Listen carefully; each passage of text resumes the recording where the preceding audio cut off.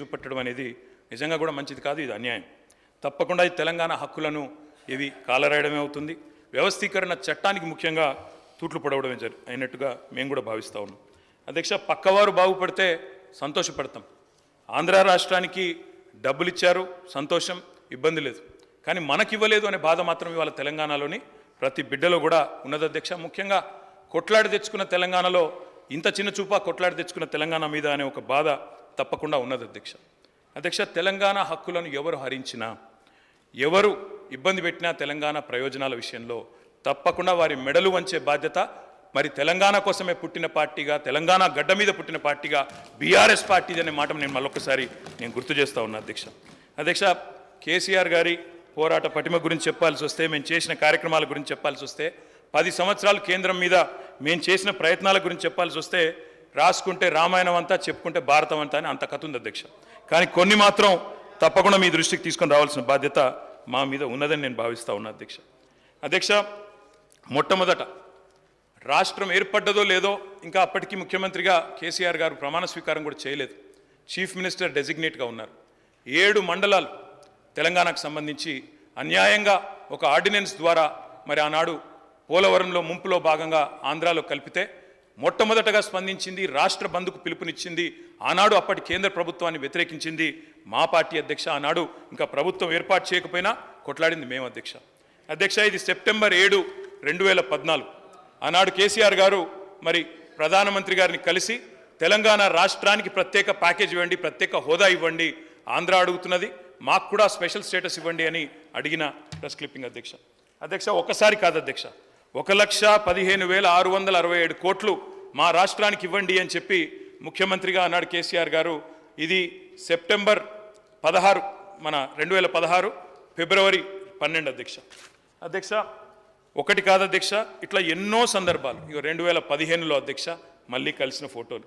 అదేవిధంగా ఒక్కసారి కాదు అధ్యక్ష, ఎక్కని కొండలేదు మొక్కని బండలేదు అన్నట్టు ప్రతి విషయంలో, ప్రతి ప్రాజెక్టు విషయంలో కేంద్ర ప్రభుత్వం దగ్గరికి పలుమార్లు పోయినాం అధ్యక్ష. పోయి కొన్ని సాధించినాం, కొన్ని సాధించలేకపోయాం, రకరకాల ప్రయత్నాలు చేసినాం.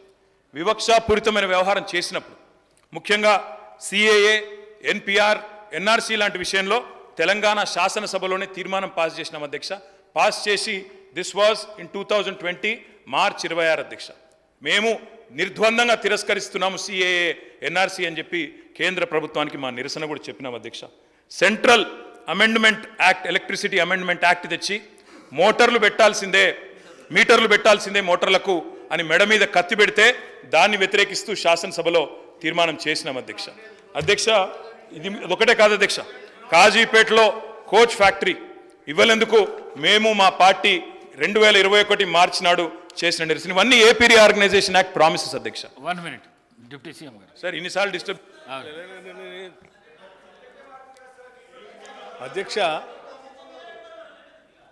ఈరోజు రాష్ట్ర ప్రజలంతా కూడా గంభీరంగా మనకు జరిగిన నష్టం పైన ఆవేదన చెందుతూ ఉన్నారు. దానికి సంబంధించి గౌరవ ముఖ్యమంత్రి గారి సభలో 2024-25 ఆర్థిక సంవత్సరాన్ని ప్రతిపాదించిన బడ్జెట్లో తెలంగాణ రాష్ట్రానికి కేటాయించాల్సిన నిధులు, ఇవ్వవలసిన అనుమతుల విషయంలో చూపించిన వివక్షపై సభలో చర్చకు అనుమతించాల్సిందిగా కోరుతున్నానని చాలా స్పష్టంగా చెప్పి దీని మీద చర్చించి అంతిమంగా మనకు జరిగిన నష్టం దాన్ని ఏ రకంగా పూడ్చుకోవాలని దానిపైన సభలో సభ్యులందరూ అభిప్రాయాలు తీసుకుందాం, చర్చగా పెడితే అది వదిలేసి గత 10 సంవత్సరాల క్రితం నుంచి వారు ఏం చేశారో ఇది చెప్పుకుంటూ పోతే దానికోసం కాదు కదా చర్చ పెట్టింది ఇప్పుడు జరిగిన నష్టాన్ని ఎట్లా పూరించుకోవాలని దానిపైన గౌరవ సభ్యుల్ని మాట్లాడవలసిందిగా కోరుతూ, జరిగిన నష్టాన్ని ఏ రకంగా పూడ్చుకోవాలి, మనం అందరం కలిసి ఏం చేయాలి, సభలో ఉన్నటువంటి సభ్యులందరూ కలిసి తీర్మానం చేయాలా, లేకపోతే కేంద్ర ప్రభుత్వం దగ్గర పోయి ఏమైనా అడగాల, ఏం చేయాలో మీ సూచనలు చెప్పండి, దాని ప్రకారం తీర్మానం చేద్దాం. దాంట్లోకి రండి అధ్యక్ష, వారికి స్పష్టంగా చెప్పండి అధ్యక్ష. కేటీ రామారావు గారు. అధ్యక్ష, వారు చెప్పింది వాస్తవం అధ్యక్ష. కానీ ఈ వివక్ష ఈరోజు కాదు భట్ గారు, 10 ఏళ్ల వివక్ష. శ్రీధర్ బాబు గారు మాట్లాడింది కూడా అదే కదా. పునర్విభజన చట్టం ఎప్పుడు వచ్చింది? 2014. అందులో నెరవేర్చిన అంశాలు ఎప్పటి నుంచి ఉన్నాయి? 10 ఏళ్ల నుంచి ఉన్నాయి. ఇక మీరు అట్లా కాదు, మేము చెప్పిందే మాట్లాడాలంటే రాష్ట్ర పంపని చదువుతాం. మరి నేనేమంటున్నా అంటే పద్ధతి కాదు, మా వర్షన్ మమ్మల్ని చెప్పుకొని ఇవ్వాలి కదా. 10 ఏళ్ళు మేము చేసిన ప్రయత్నాలు కూడా చెప్పాలి కదా. 7 ఏళ్ల కింద పుట్టలేదు కదా తెలంగాణ, 7 నెలల కింద కాదు కదా. 10 ఏళ్ల కింద పోరాటాలతో పుట్టింది. అధ్యక్ష ఒకటి కాదు, ఎన్ని పెండింగ్ ఇష్యూస్ ఎన్నిసార్లు పరిశీలి చేసినామంటే లెక్కలేదు అధ్యక్ష. చివరికి ఓబీసీ సెన్సస్ కావాలి అని స్టేట్ అసెంబ్లీలో తీర్మానం చేసి పంపాం. అది మాత్రమే కాదు అధ్యక్ష, ఎన్నో రకాల విషయాల్లో ఆఖరికి వ్యవసాయ చట్టాలు కేంద్ర ప్రభుత్వం రైతులకు వ్యతిరేకంగా తెస్తే ఇది మా పార్లమెంట్ సభ్యులు మొత్తంగా పార్లమెంట్లో ప్రొటెస్ట్ చేసింది అధ్యక్ష.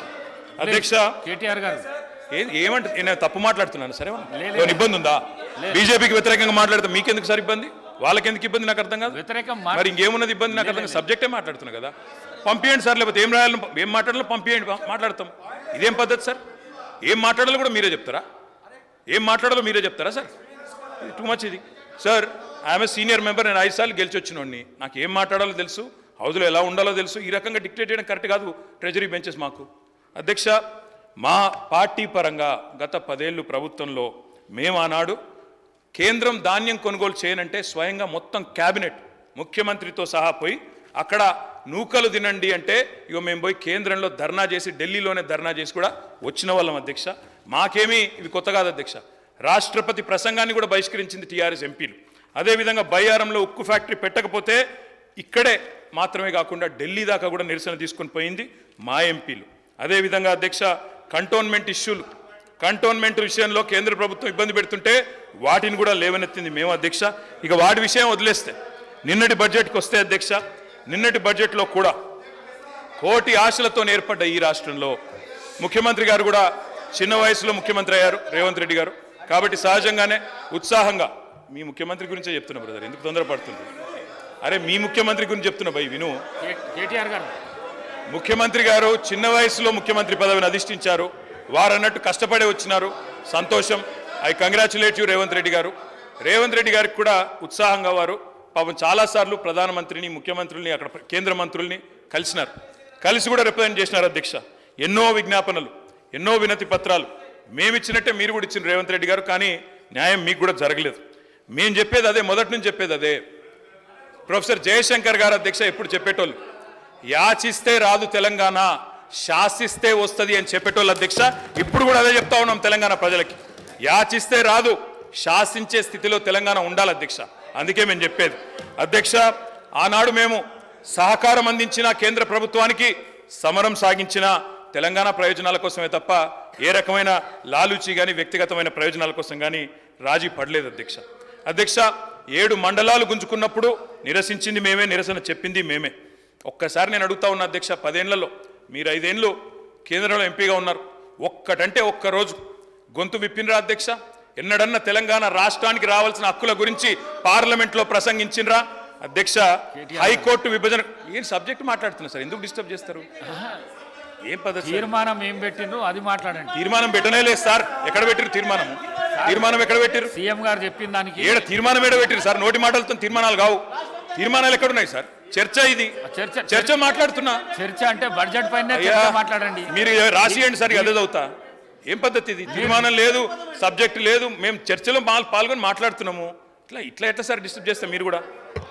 అధ్యక్ష నేను అడిగేది ఒకటే అధ్యక్ష, 10 ఏళ్లలో ఆనాడు బీఆర్ఎస్ ప్రభుత్వం ఉన్నప్పుడు ఎన్నడన్నా ఒక్కరోజు నిన్న ప్రవేశపెట్టిన బడ్జెట్ విషయంలో చర్చ అదే చెప్తున్నా సార్, నేను అదే చెప్తున్నా. 10 సంవత్సరాలు జరిగింది, మీరు టైం వచ్చినప్పుడు మీకు అవకాశం ఇస్తా, మీరు చెప్తురు. కానీ నిన్న పెట్టిన బడ్జెట్ విషయం దాని మీదే మాట్లాడుతుంది సార్, దాని మీద మాట్లాడుతుంది అధ్యక్ష. హైకోర్టు విభజన విషయంలోనైనా పోరాటాలతోనే ఆనాడు కూడా సాధించుకున్నాం. మా ఎంపీలు పోరాటం చేసినారు, ఇక్కడ న్యాయవాదులు పోరాటం చేసినారు, అట్లే సాధించుకున్నాం. కృష్ణా జలాల విషయంలో ట్రిబ్యునల్ తేల్చాల, ట్రిబ్యునల్ ద్వారా రెఫర్ చేయాలని చెప్పి దాదాపు 10 ఏళ్ళు వెంబడబడితే మొన్న చివరికి కేసీఆర్ గారు గట్టిగా నిలదీస్తే చివరికి కేంద్రం దిగొచ్చి కృష్ణా జలాల పంపిణీ విషయాన్ని మొన్న ట్రిబ్యునల్కి ఎన్నికల ముందు రెఫర్ చేసింది అధ్యక్ష. ఇది మేము సాధించిన అతిపెద్ద విజయం. అందుకే అంటున్నా అధ్యక్ష, శాసించి సాధించుకోవాలి తప్ప యాచిస్తే కేంద్రం లొంగదు అధ్యక్ష. మిషన్ కాకతీయ, మిషన్ భగీరథ ఇప్పుడే వారు చెప్పినారు శ్రీధర్ బాబు గారు, 24,000 కోట్లు ఇవ్వాలని నీతి ఆయోగ్ సిఫారసు చేసినా ఒక్క పైసా ఇవ్వలేదు అధ్యక్ష. అందుకే వారి నీతిమాలిన రాజకీయాన్ని అప్పుడు కూడా ఎండగట్టినాం, ఇప్పుడు కూడా ఎండగడతాం అధ్యక్ష. గిరిజన యూనివర్సిటీ కొర్రీలతో అడ్డం పెడితే చివరికి పోరాటాలతోనే సాధించినాం. కానీ ఈ బడ్జెట్లో ఒక్క పైసా కూడా యూనియన్ బడ్జెట్లో రాలేదు.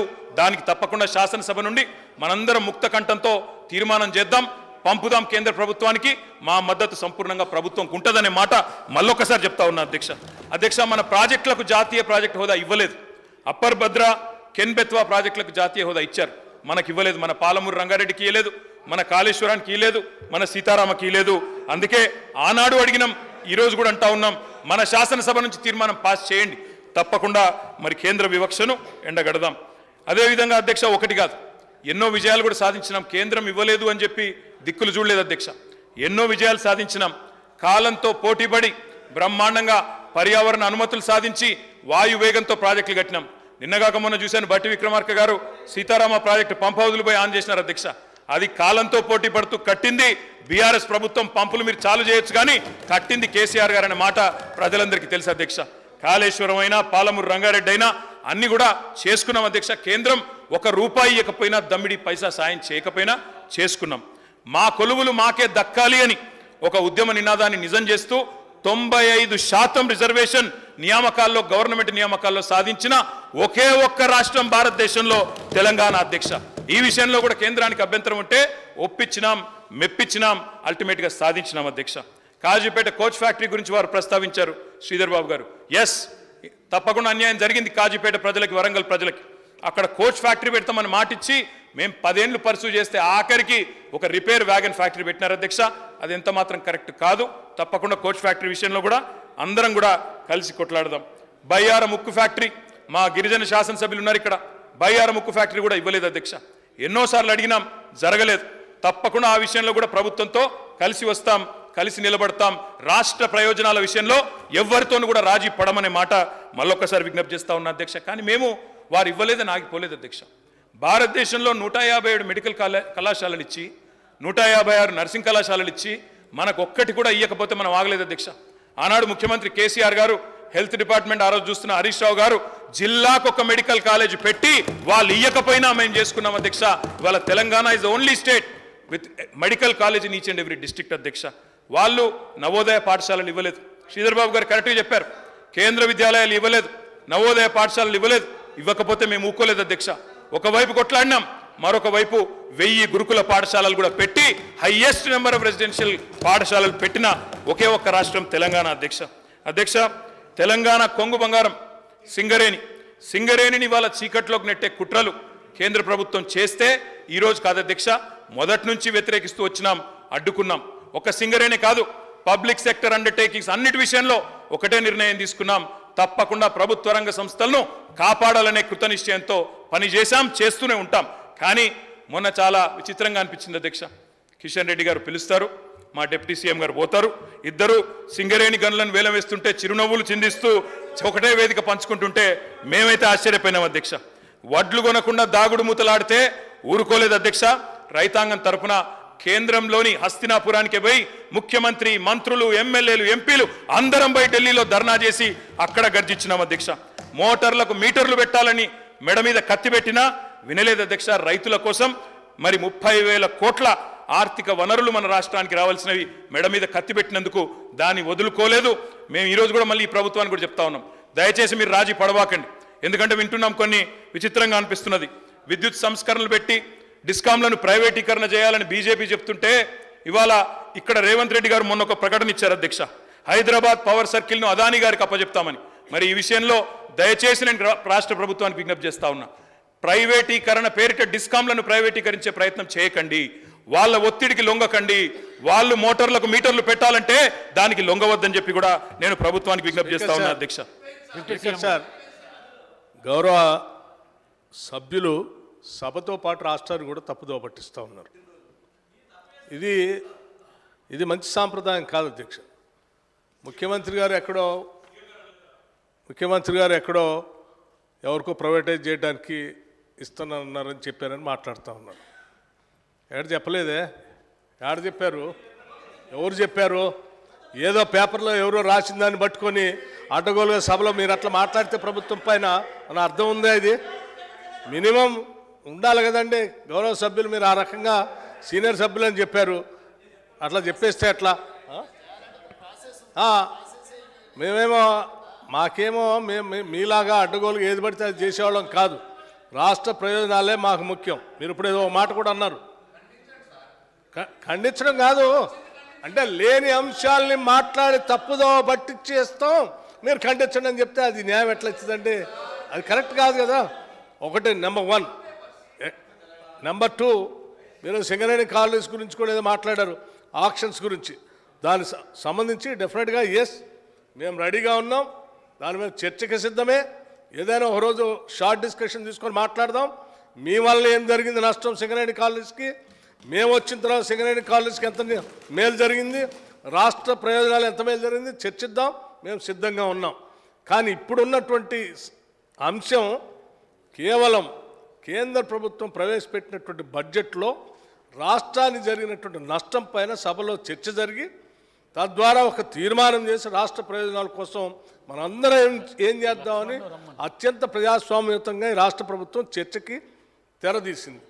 దాన్ని వదిలేసి పాతయన్ని ఏదేదో మాట్లాడతారు. 10 ఏళ్ళు ఈ రాష్ట్రాన్ని మేము ఇట్లా సర్వనాశనం చేసాం, ఇంకా చేస్తామని చెప్పుకుంటా పోతే ఏముంటుందండి? మీరు బాగా చేస్తే ఈ సమస్యలన్నీ ఎందుకుంటాయి అసలు? దయచేసి ఇప్పుడు 2-3 సార్లు చెప్పాం, మళ్ళీ చెప్తే మాకు కూడా మంచిగా ఉండదు. దయచేసి మీరు సబ్జెక్టులో రండి, ఏం చేద్దామో చెప్పండి.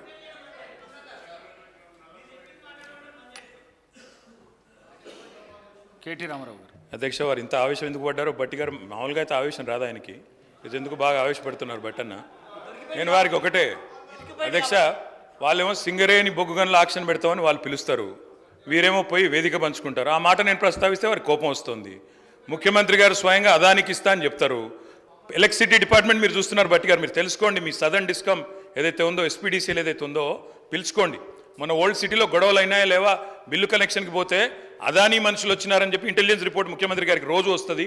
తెలుసుకోండి, గొడవలు అవుతున్నాయా లేవో తెలుసుకోండి. ఓల్డ్ సిటీ శాసనసభ్యులతో మీటింగ్ పెట్టండి, వారి భయాలు తప్పని చెప్పండి. అంతేగాని మా మీద ఎదురుదాడి చేస్తే ఏమొస్తుంది? అయ్యా, ఇప్పుడు మేము ఏమన్నా తప్పులు చేసింటే, పొరపాట్లు చేసింటే దానికే కదా మమ్మల్ని శిక్షించి ఇక్కడ కూర్చోబెట్టారు. ఇప్పుడు మీరు సరిగ్గా చేయండి. మేమేమంటున్నాము, డిస్కామ్లు ప్రైవేటీకరణ చెయ్యము అని కుండబద్దలు కొడుతూ ముఖ్యమంత్రి గారు మీరు స్టేట్మెంట్ ఇవ్వండి. అదానికి అప్పచెప్పము అని స్టేట్మెంట్ ఇవ్వండి, అదానికి బెదరము అని స్టేట్మెంట్ ఇవ్వండి. అది ఎందుకు మాట్లాడట్లేదు మీరు? ఎందుకు భయపడుతున్నారు? ఎవరి కోసం భయపడుతున్నారు? మళ్ళీ ఎదురుదాడి ఎందుకు దాని మీద? దయచేసి నేను మిమ్మల్ని కోరేది ఒకటే, మేము ఆనాడైనా ఈనాడైనా పబ్లిక్ సెక్టర్ అండర్టేకింగ్స్ విషయంలో we have abundant clarity. Hyderabad metro విషయంలో కూడా ఇవాళ ముఖ్యమంత్రి గారే మున్సిపల్ డిపార్ట్మెంట్ చూస్తున్నారు. హైదరాబాద్ మెట్రో విషయంలో కూడా కేంద్ర ప్రభుత్వ సహకారాన్ని అడిగినాం, ఎన్నడూ రాకపోయినా మేము ఆగలేదు. మేము దాదాపుగా 415 కిలోమీటర్ల మెట్రో ఎక్స్పాన్షన్ ప్లాన్ చేశాం. ఎయిర్పోర్ట్ ఎక్స్ప్రెస్ది నిజానికి టెండర్ కూడా ఫైనల్ చేశాం. సరే, వారు రద్దు చేశారు, వారిష్టం, ప్రభుత్వం వారిది, వారిష్టం, ప్రజలు అల్టిమేట్గా వారు సమాధానం చెప్తారు.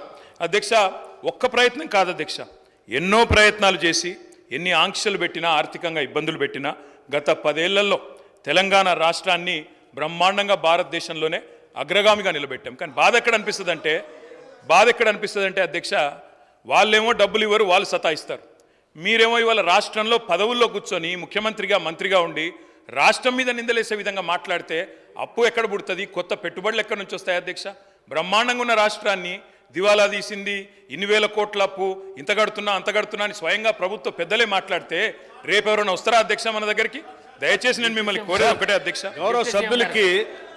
గౌరవ సభ్యులకి కేంద్ర ప్రభుత్వం, భారతీయ జనతా పార్టీ నాయకత్వంలో కేంద్ర ప్రభుత్వం నిన్న ప్రవేశపెట్టినటువంటి బడ్జెట్లో ఈ రాష్ట్రానికి చేసినటువంటి అన్యాయం గురించి మాట్లాడటానికి సిద్ధంగా లేరు.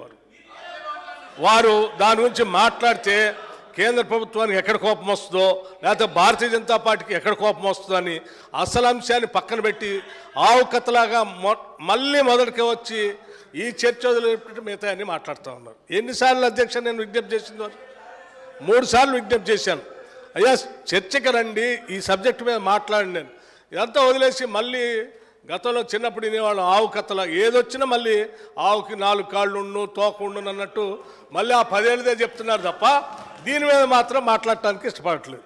దయచేసి సార్, నేను మీ ద్వారా మరొక్కసారి వారిని విజ్ఞప్తి చేస్తాను, దయచేసి ఈ సబ్జెక్టు మీద మీకు నిజంగా రాష్ట్ర ప్రయోజనాలపైన ఏమాత్రం ప్రేమ ఉన్నా, రాజకీయ ప్రయోజనాలు కాదు మాకు, రాష్ట్ర ప్రయోజనాలే మాకు ముఖ్యమైనవి. భారతీయ జనతా పార్టీతో మేము అంటగాగట్లేదు, మాకు వాళ్ళకి ఎటువంటి అండర్స్టాండింగ్ లేదు, చీకటి ఒప్పందం లేదు, రాష్ట్ర ప్రయోజనాలే మాకు ముఖ్యం. బడ్జెట్లో వాళ్ళు చేసినటువంటిది అన్యాయాన్ని ఎండగడతాం, సభ ఏ తీర్మానం చేసినా మేము సిద్ధంగా ఉంటామని చెప్తా అంటేనేమో చెప్పండి.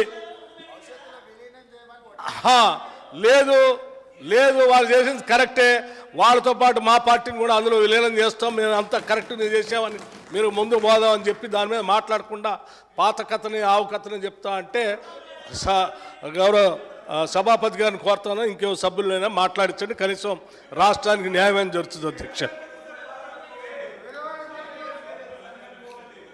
కేటీ రామారావు గారు కన్క్లూడ్ చేయండి, సబ్జెక్టే మాట్లాడండి. ఎందుకు సార్ భయం అవుతుందా వాళ్ళకు? భయం అవుతుందా? అదాని గురించి మాట్లాడితే భయం అవుతుందా? ఎవరి గురించి మాట్లాడితే భయం అవుతుంది అంతగానం? ఎందుకు భయపడుతున్నారు సార్? కంక్లూడ్ ఎందుకు చేయాలి సార్? ఇంత ఇంపార్టెంట్ సబ్జెక్టు, ఇంత ఇంపార్టెంట్ సబ్జెక్ట్ ఎంతమంది డిస్టర్బ్ చేస్తారు?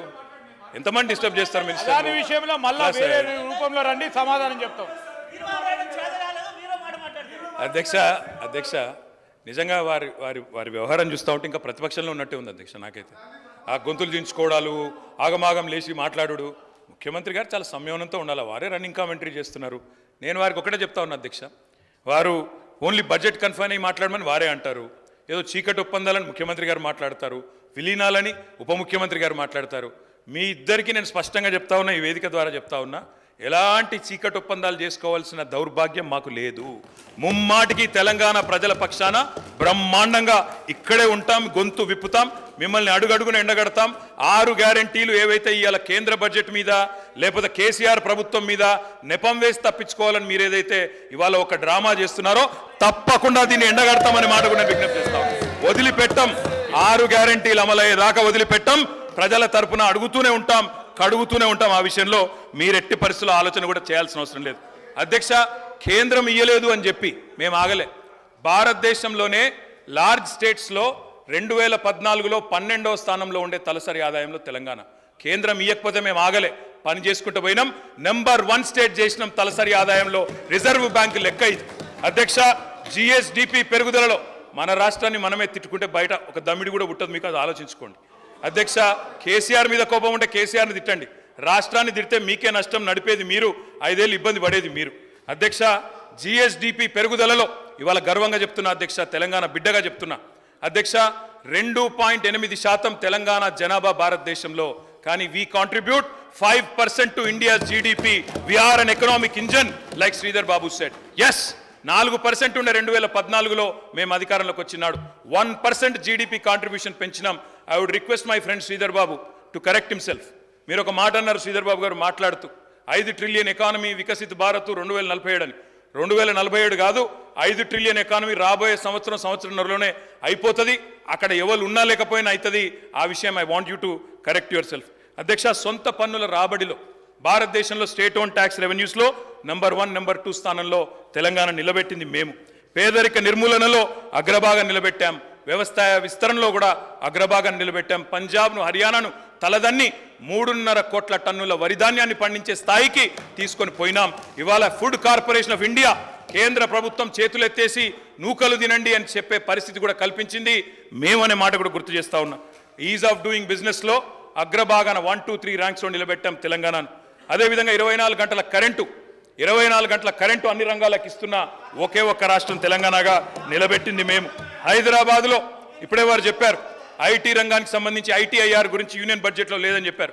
Yes, I agree with my friend Sridhar Babu. ITIR ఇయ్యాల్సిందే, 10 ఏళ్ళు అడిగినాం, ఇయ్యలే.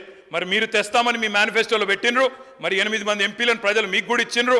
తెస్తారా, చస్తారా, ప్రజలు చూస్తారు, తప్పకుండా మిమ్మల్ని కూడా వదిలిపెట్టారనే మాట కూడా నేను విజ్ఞప్తి చేస్తా ఉన్నా. అధ్యక్ష, నేను ముగించే ముందు నేను ఒకటే కోరేది అధ్యక్ష, ఇక్కడ యూనియన్ బడ్జెట్ మీద ఇక్కడ గొంతు చించుకుంటే కాదు సార్. మీకు 99 మంది ఎంపీలు ఉన్నారు, పార్లమెంట్లో గలం విప్పండి, కొట్లాడండి. రాజ్యసభలో మేము కూడా 4 ఉన్నాం, కలిసి వస్తాం, కలిసి కొట్లాడదాం. తెలంగాణ ప్రజల ప్రయోజనాల విషయంలో రాజీ లేదు. మా పార్టీ పుట్టిందే తెలంగాణ కోసం. మా పార్టీకి తెలంగాణ ప్రజల ప్రయోజనాలే పరమావిధి. మా జెండా, మా ఎజెండా తెలంగాణమే, తప్పకుండా అది మారదు. మీరు ఎన్ని కలలు కన్నా, మీరు ఎన్ని రకాల ఊహలు చేసుకున్నా, మీకు ఎన్ని తప్పుడు ఇంటెలిజెన్స్ రిపోర్ట్లు వచ్చినా ముఖ్యమంత్రి గారు, మేము ఎక్కడ పోము, ఇక్కడనే ఉంటాం, మిమ్మల్ని నిలదీస్తూనే ఉంటాం. 6 గ్యారెంటీలు అమలయ్యేదాకా ఎంబడబడతాం. 15 ఆగస్టు లోపల రుణమాఫీ అన్నారు, 2 లక్షల రుణమాఫీ అన్నారు ఏకకాలంలో. ఇంతవరకు ఏది లేదు. అందుకే అధ్యక్ష, తప్పకుండా ఎండగడతాం. ఇవాళ మీరు ఎందుకు పెట్టినరో, ఎందుకు ఈ చర్చ పెట్టినరో కూడా మాకు తెలుసు. ఎందుకు పెట్టినారు?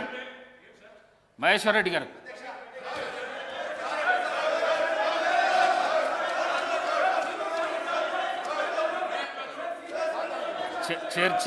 చర్చ ఏం జరుగుతున్నది, చర్చ ఏం చేయాలి, గవర్నమెంట్ మీద దుమ్మెత్తిపోయేనికి చర్చనా లేకుంటే బడ్జెట్ మీద చర్చనా?